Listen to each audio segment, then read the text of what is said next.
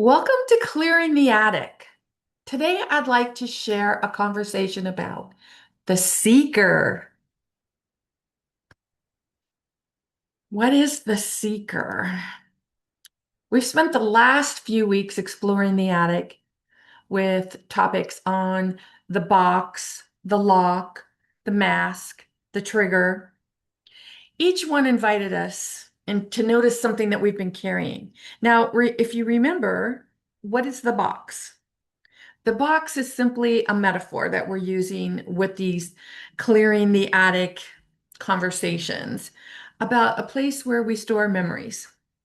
Just a metaphor, something to visualize like where we're putting this stuff instead of always saying the mind, because so much has been talked about, right? With the mind.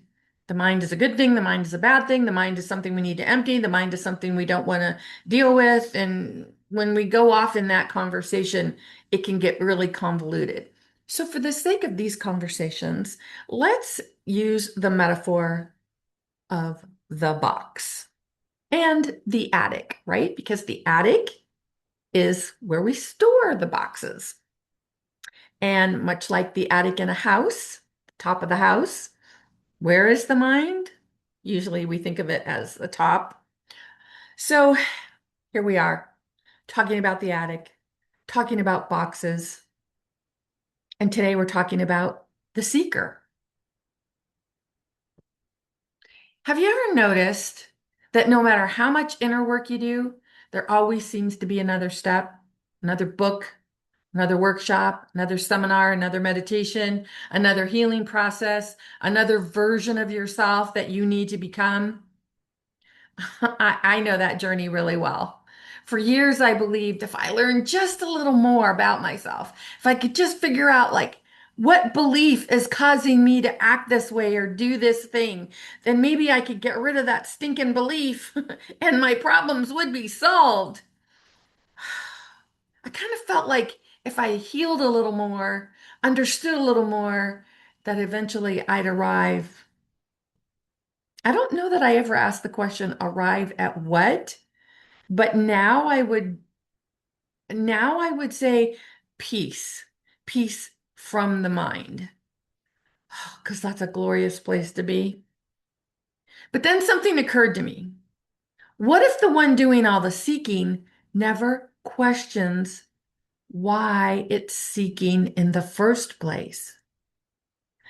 Now, if that has you scratching your head, you're like, what did she just say? I'm going to repeat that, okay?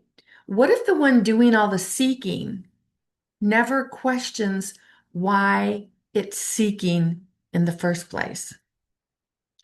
Because we search for happiness, peace, love, purpose, understanding, even enlightenment. We imagine they're waiting somewhere just beyond where we are today. And so we keep moving, striving, trying to become something. But have you ever arrived? I mean, really, have you ever arrived at the destination? What is that saying? Life is a journey, not a destination. So have you ever arrived, or has there always been another destination? It's interesting that we can spend years rearranging the attic, believing that one more organized box, one more insight, one more breakthrough will finally bring us peace. But what if peace isn't waiting for all the boxes to be perfectly arranged or even somewhere in the attic? What if we've simply mistaken ourselves for someone who needs to arrive somewhere? Self-realization isn't about becoming something new.